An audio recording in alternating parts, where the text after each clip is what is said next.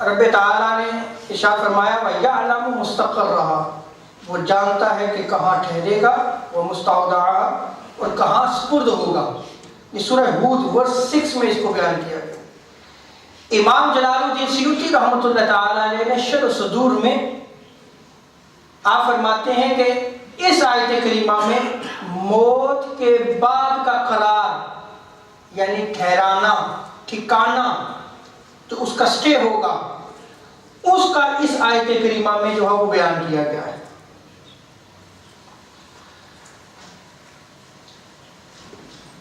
جو ارواح ہیں ان کے مقامات مختلف ہوتے ہیں۔ بعض ارواح جو ہے وہ مقام سجین پر ٹھہرائی جاتی ہیں اور بعض مقام علیین پر فائز ہوتی ہیں۔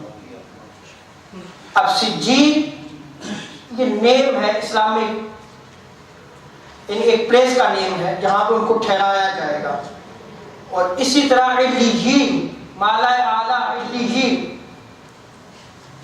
وہاں جو ہے وہ مومنین کی ارواح جو ہے وہ ٹھہرائی جائیں گی۔ جیسا کہ امام ابن ماجہ نے اور امام طبرانی اور امام بہقی نے روایت کو نقل کیا کہ حضرت قاب سے روایت ہے، آپ فرماتے ہیں کہ مومن کی روح جنت میں جہاں چاہتی ہیں آتی جاتی ہیں، وہ سیر کرتی ہیں، اس کو کوئی قید نہیں۔ یہاں یہ یاد رکھ لیں کہ بندہ مومن کی روح جو ہے وہ قید نہیں ہوتی، وہ آزاد ہوتی ہے، اور یہ ہمارا عقیدہ اور بلیو ہے